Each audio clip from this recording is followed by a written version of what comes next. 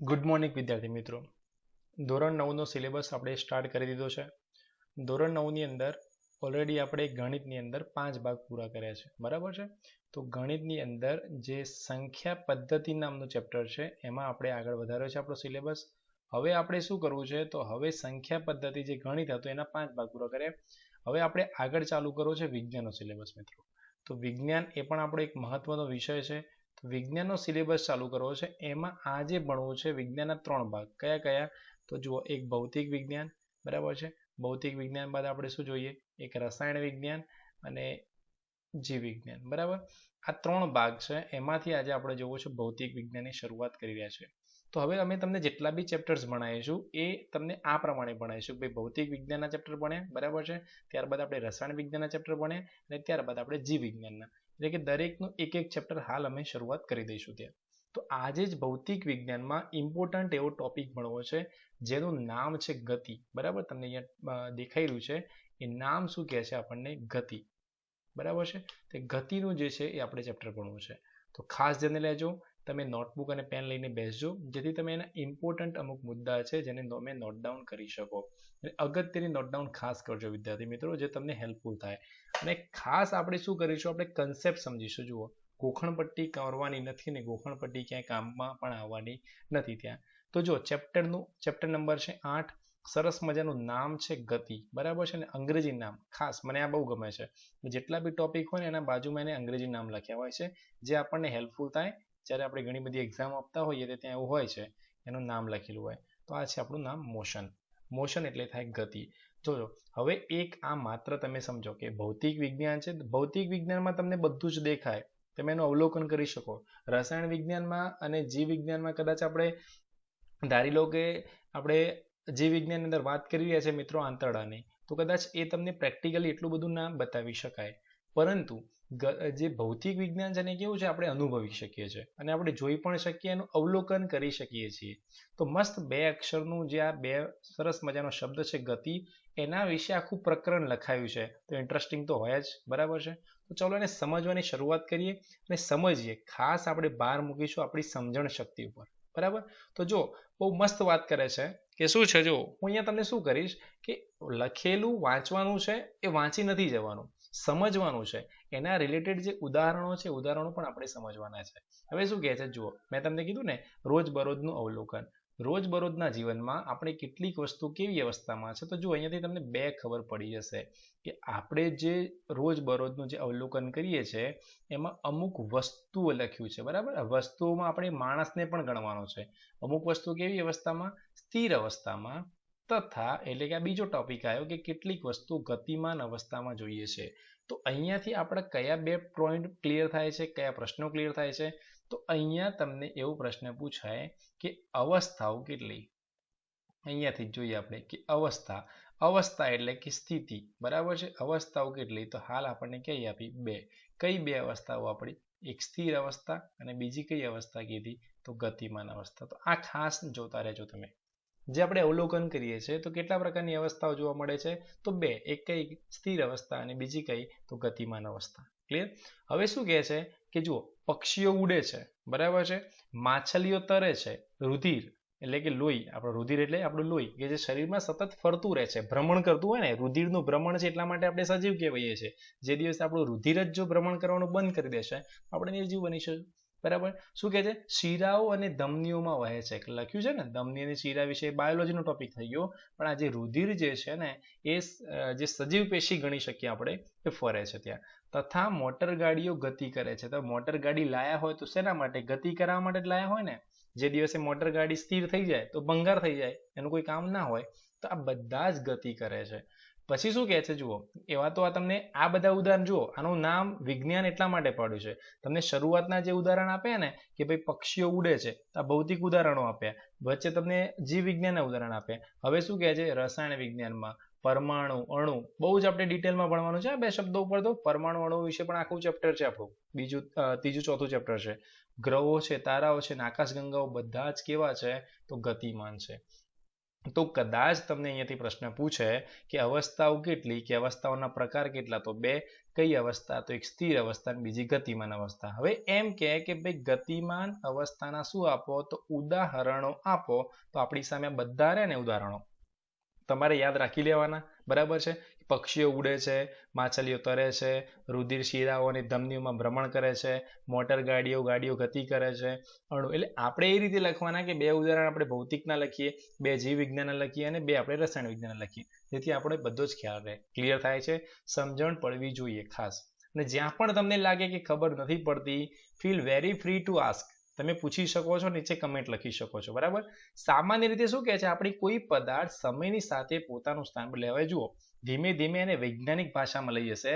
કોઈ પણ પદાર્થ, જો વસ્તુ પદાર્થની વાત છે, કે સમયની સાથે પોતાનું સ્થાન બદલે. એટલે સમય સાથે ચાલવામાં જ મજા છે, બરાબર છે. તો સમયની સાથે પોતાનું સ્થાન બદલે ત્યારે તે ગતિમાં હોય એવું માનીએ છીએ, એવું સમજીએ છીએ ત્યાં. તો જુઓ અહીંયા શું કહે છે, કેટલું આગળ વધીએ છે.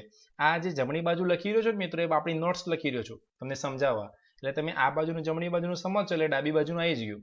ડાબી બાજુમાંથી આપણે જે એનો રસ જે છે ને, એનું જે આપણે મૂળ સુધી પહોંચીએ છીએ. અવસ્થાઓ કેટલી? 2. કઈ અવસ્થાઓ? બરાબર. આને આપણે બંધ કરી દઈએ, વચ્ચે આવી જાય છે. We are not at risk, બરાબર. ઓલરેડી પીસીમાં એક સારો એવો એન્ટીવાયરસ ઇન્સ્ટોલ કરેલો છે, પણ એ ગતિમાન અવસ્થામાં છે, હાલ આવી જાય છે.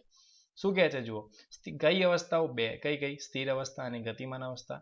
એના ઉદાહરણો જોઈ લીધા. હવે ગતિમાન અવસ્થા છે એની આપણને શું આપી દીધી, એને વ્યાખ્યા આપી.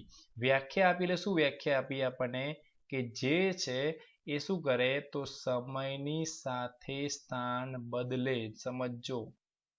હવે જુઓ, સમયની વાત કરી લઈએ, બહુ મોટી વાત છે. સમય વિશે તો આપણે આખા 2 કલાકનું લેક્ચર લેવાય, પણ આપણે વૈજ્ઞાનિક ભાષામાં સમયને સમજીએ. સમયની સંજ્ઞા આપી દઈએ આપણે ટી. કેમ? મેં તમને કીધું ને, ગતિનું મોશન લખ્યું તો ટી એટલે ટાઈમ, તો અહીંયા આપી દીધો ટી.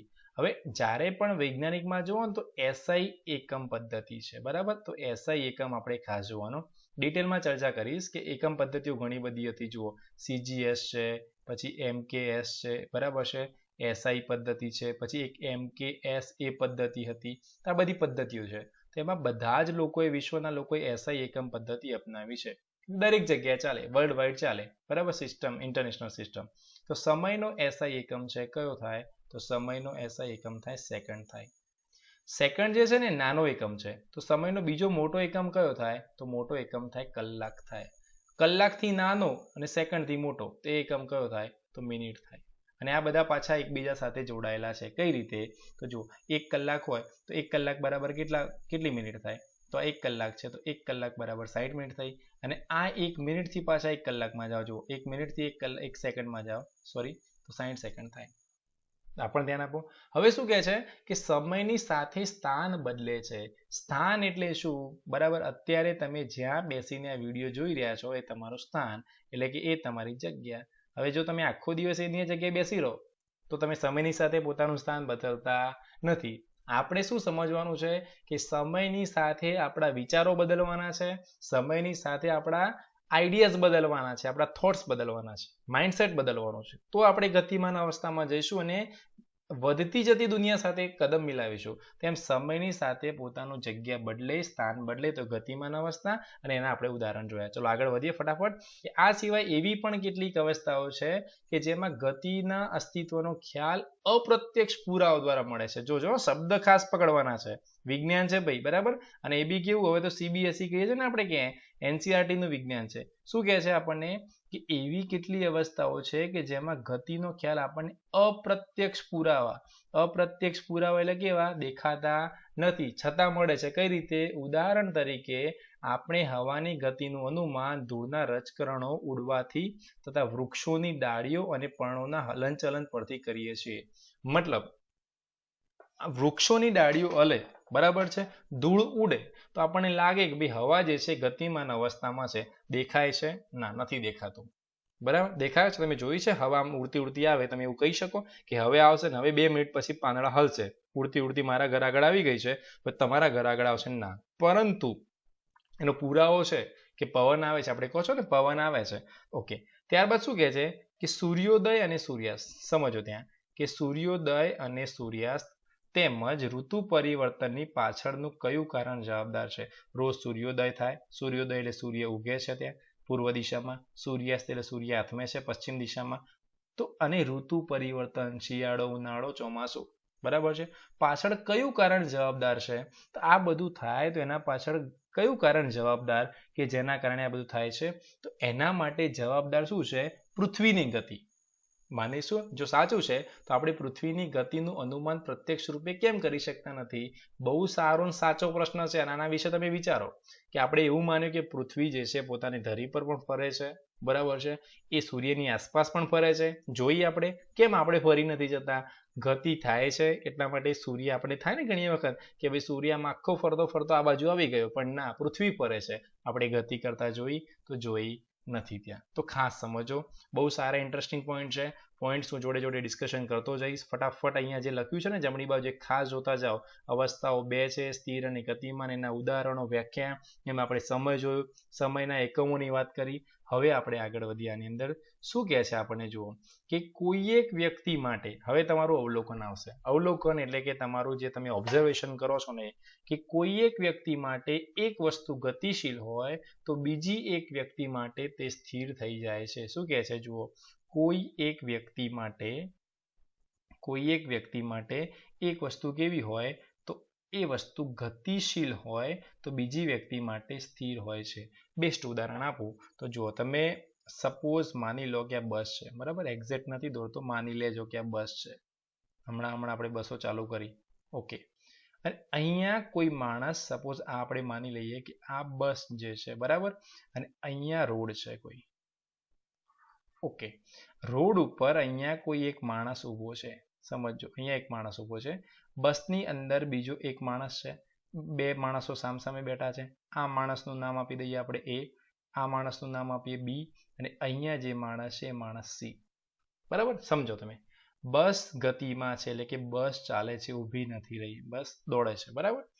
તો આ A અને B બંને બસમાં બેઠા છે. તે બંને એકબીજાને શું ફીલ કરશે? ભાઈ એ કહે છે કે બી તો ક્યારનોય મારી સામે બેસી રહ્યો છે, એટલે બી કેવો છે? સ્થિર છે. તો બી પાછો એને શું કહે છે? ભાઈ તું બી મારી સામે ક્યારનો બેસી રહ્યો છે, તું કેવી અવસ્થામાં છે? સ્થિર અવસ્થામાં. હવે તમને કદાચ એવું થાય કે સર સ્થિર અવસ્થાની વ્યાખ્યા શું? તમને ગતિમાન અવસ્થાની વ્યાખ્યા આવડી ગઈ કે જો સમયની સાથે પોતાનું સ્થાન બદલે તો ગતિમાન અવસ્થા, અને સમયની સાથે પોતાનું સ્થાન ન બદલે તો કઈ અવસ્થા? તો સ્થિર અવસ્થા. તો સ્થિર અવસ્થાના ઉદાહરણો, તો પહેલું જ ઉદાહરણ હું આપું છું, બાકીના તમે મને કમેન્ટમાં જણાવજો. હું મકાનનું ઉદાહરણ આપું કે મારું ઘર જે છે ને એ સમયની સાથે પોતાનું સ્થાન બદલતું નથી. રાત્રે 12 વાગે જોવું તો એ જ જગ્યાએ છે, સવારે 12 વાગે જોવું તો એ જ જગ્યાએ છે. સમયની સાથે મારું ઘર, બરાબર, તમારું એને જ બદલતું હોય, પોતાનું સ્થાન બદલતું નથી. એટલે કે કઈ અવસ્થામાં છે? તો સ્થિર અવસ્થામાં છે. તો આ સ્થિર ઉદાહરણો થયા. તો A અને B છે ને એકબીજાની સામે બેઠા છે, કઈ અવસ્થામાં? તો સ્થિર અવસ્થામાં. પરંતુ આ જે C જે છે એ રોડ ઉપર ઊભો છે. હવે એને આ A અને B, હવે સમજો કે C રોડ ઉપર ઊભો છે, એને A સાથે વાત કરવી હોય તો થશે? ના, નહીં થાય. કેમ? એને મળવું હોય તો દોડશે. કેમ કે એના માટે C માટે જે A જે છે ને એ કેવી અવસ્થામાં છે? તે ગતિમાન અવસ્થામાં છે. સમજો મિત્રો ખાસ.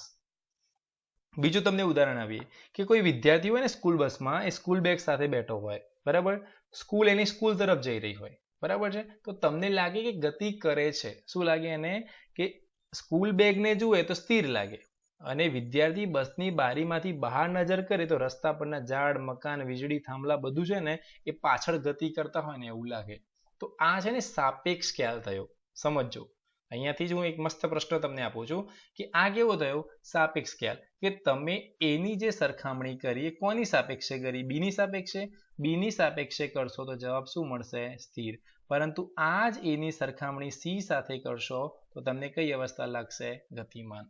એટલે કે ગતિ જે છે, બરાબર છે, જો અહીંયા કહે છે ને કે ગતિ કરતી બસમાં બેઠેલા જે મુસાફરો છે ને, જોજો તમે કે ગતિ કરતી બસમાં બેઠેલા મુસાફરો રસ્તાના કિનારે જે ઝાડ છે પાછળ તરફ, આપણે બધાનો કોમન એક્સપિરિયન્સ છે, રસ્તા કિનારે એક ઉભેલ વ્યક્તિ બસમાં એટલા જ મુસાફરોને બસ સાથે ગતિ કરતા અનુભવે છે, બરાબર છે. બાકીના આ અવલોકનો શું દર્શાવે છે? આ અવલોકનો દર્શાવે છે કે ગતિ કેવો ખ્યાલ છે? સાપેક્ષ ખ્યાલ છે. સાપેક્ષના વિરોધી તમને પરીક્ષામાં પૂછે, આપણો પેટર્ન છે, પછી ડિસ્કશન કરીશ. ગતિ નિરપેક્ષ ખ્યાલ છે, ખોટું. ગતિ કેવો ખ્યાલ છે? તો સાપેક્ષ ખ્યાલ છે. ક્લિયર છે? બરાબર છે? આટલું ખાસ સમજવાનું છે. ગતિ સાપેક્ષ ખ્યાલ છે. આગળ શું કહે છે કે મોટા ભાગની વસ્તુઓની ગતિ જટિલ હોય છે. જુઓ, જટિલ, કોમ્પ્લિકેટેડ. બરાબર છે? કેટલીક વસ્તુ સીધી રેખામાં તો કેટલીક વસ્તુ વર્તુળાકાર પથ પર ગતિ કરતી હોય છે. સીધી રેખામાં જ્યાંથી નીકળ્યા ત્યારે સીધા જ ચાલે. બરાબર છે? કેટલીક વસ્તુ વર્તુળાકાર પથ પર. હવે વર્તુળાકાર પથ એટલે કે એ જે તમે પેલો મોતના કૂવામાં બાઇક જોઈ છે ને, ચલાવે છે, વર્તુળાકાર ચકડોળની ગતિ છે. સૂર્ય જેમ પૃથ્વીની આજુબાજુ ફરે છે, બધી વર્તુળાકાર ગતિ. કેટલીક વસ્તુ કેવી કરતી હોય છે? ચાક ગતિ કરતી હોય છે. તો કેટલીક વસ્તુ કંપન ગતિ કરતી હોય છે. કંપન ગતિમાં ધ્વનિની ગતિ ખાસ ગણવાની હોય. કંપન કરતું જાય, આગળ પાછળ જાય. એવી પણ પરિસ્થિતિ હોઈ શકે જેમાં બધાનો એક સાથે સમાવેશ થાય. એટલે અહીંયા શું કહે છે કે વર્તુળ ગતિ હોય પણ સાથે કંપન ગતિ પણ હોઈ શકે છે. એટલે વર્તુળાકાર હોય સાથે કંપન પણ હોય. તો આપણે શું સમજવાનું છે? તો સીધી રેખામાં ગતિ, આપણે શું કોન્સન્ટ્રેશન ક્યાં કરવાનું છે? સીધી રેખામાં ગતિ કરતી વસ્તુ ઉપર આપણે કોન્સન્ટ્રેશન કરીશું, એમનો અભ્યાસ કરીશું. અને આ પ્રકારની ગતિઓનો અભ્યાસ સામાન્ય સમીકરણો છે, એમના આલેખો છે, અને ત્યારબાદ છેલ્લે આપણે જોઈ લઈશું વર્તુળાકાર ગતિ વિશે. તો તમને અહીંયા સુધી એટલું તો જાણવા મળી ગયું કે અવસ્થાઓ કેટલી છે, અવસ્થાઓની વ્યાખ્યા શું છે, ઉદાહરણો શું છે, આપણે સમયની વાત કરી ગયા, ગતિ કેવો ખ્યાલ છે એ આપણે સમજી લીધું. તો આ બધી જ નોટ્સ આપણે છે. અને આપણો જે સિલેબસ છે વિદ્યાર્થી મિત્રો, એ પૂરેપૂરો કેવો છે? તો પ્રવૃત્તિ બેઝડ છે, એક્ટિવિટી બેઝ છે. તો હાલ હું તમને પ્રવૃત્તિ જે 8.1 છે, જુઓ તમે, આપણે બધા જોડે રહીને 8.1 અને 8.2 તમે ધ્યાનથી વાંચો, વિચારો. બરાબર? એને અનુભવો. નીચે લખ્યું છે ને, જો બુકમાં લખ્યું છે કે ભાઈ વિચારો અને કહો, તો તમારે વિચારવાનું છે. અને નેક્સ્ટ હું વિડીયોની અંદર આની ચર્ચા કરીશ પ્રવૃત્તિની. ત્યાં સુધી તમે પણ વિચારો કે જે પ્રવૃત્તિ આપી છે શું છે. બરાબર છે? સમજો તમે એને, અને પછી આપણે એની ચર્ચા કરીશું. આઈ હોપ કે તમને આજે જે ભણાવ્યું એ ક્લિયર હશે. આ જ રીતે આપણે આગળ વધીશું, એના રિલેટેડ પ્રશ્નોની ચર્ચા કરીશું. અને ઇમ્પોર્ટન્ટ પોઈન્ટ્સ કે જે મેં અહીંયા બાજુમાં લખ્યા છે એ ખાસ જરૂરી છે. જો બનશે તો અમે પોસિબલ હશે તો આ જે વિડીયો લેક્ચર જે છે એની આ જે પીડીએફ છે લખી છે એ અમે તમારા સુધી પહોંચાડીશું. બરાબર છે? બેસ્ટ ટ્રાય કરી રહ્યા છે અમે અમારા તરફથી તમને આપવાનો. ટૂંકમાં ધીમે ધીમે અમે બધા જ સિલેબસ ચાલુ કરી શક્યો. તમે જુઓ, ભણો અને તમારા સમયનો યોગ્ય ઉપયોગ કરી દો. ડેડલાઇન ખાસ ધ્યાને રાખજો. આપણા માટે હવે ભણવાની શરૂઆત કરી દેવાનો સમય આવી ગયો છે. Thank you so very much friends for watching this video. Stay connected with us, stay healthy and have a nice day. Thank you so very much.